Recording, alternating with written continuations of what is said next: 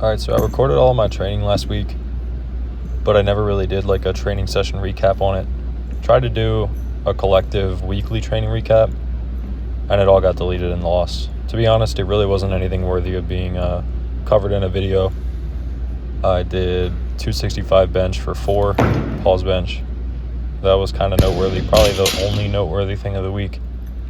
Did some really shitty deadlifts the second day. Only trained 3 days. I've kind of hit a wall with my deadlift training right now, so we'll see. I have a big squat plan tomorrow. If that goes well, then I won't really panic too much, but if I'm kind of hitting a wall with deadlift programming and squat programming, then I'll kind of have to rework some things a little bit.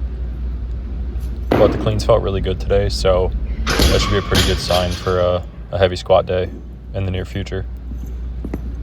I also did like a 30 set upper session last week too, to kind of round out the week, because my schedule got all fucked up and I tried to cram all my training in one third day. So anyway, cleans today.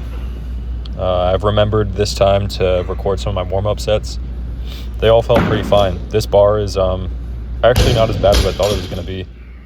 I didn't think that this gym was outfitted with bars that you could really use for cleaning. I thought they were all like 29 millimeter like power bars, or whatever diameter those are, the thicker ones. You know them as soon as you put your hands on them. But this bar's fine.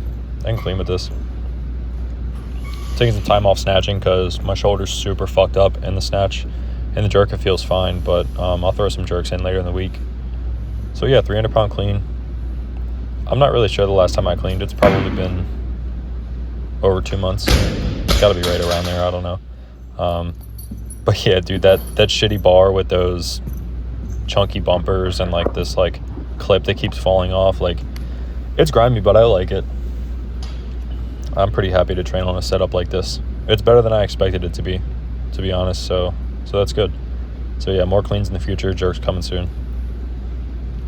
This is planned to be like one of my lighter pulls of the week, or of the 2 weeks rather, I guess. So I should probably say that I'm running a concurrent program. It's bi-weekly, so I do 3 big sessions each week. Sometimes I'll throw in a 4th accessory day, or maybe even 2 accessory days if I really feel up for it, but most of the time I don't.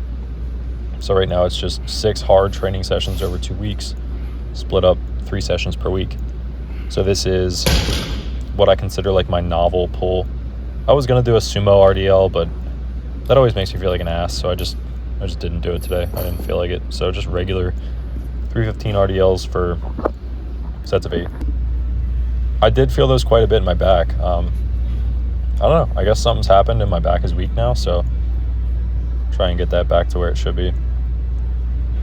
But yeah, those are intentionally lighter than most of my other RDLs and most of my other pulls.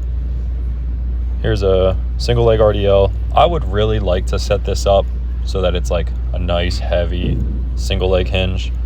I'm being pretty lazy on this. I could go down further. I'm really just gonna kind of see how some of my bigger lifts like the deadlift and even the RDL respond to doing stuff like this, because I would have considered that reverse lunge a good exercise, the one that I've been doing pretty heavy, like loaded back rack with a barbell. But I do think that's translating to the back squat. So if I can get stuff like this to translate to deadlift, even if it's just a couple percent, then I'll keep it in a little bit. So yeah, my main take on that is basically I'm not putting a ton of effort into that reverse lunge, even though it's pretty heavy.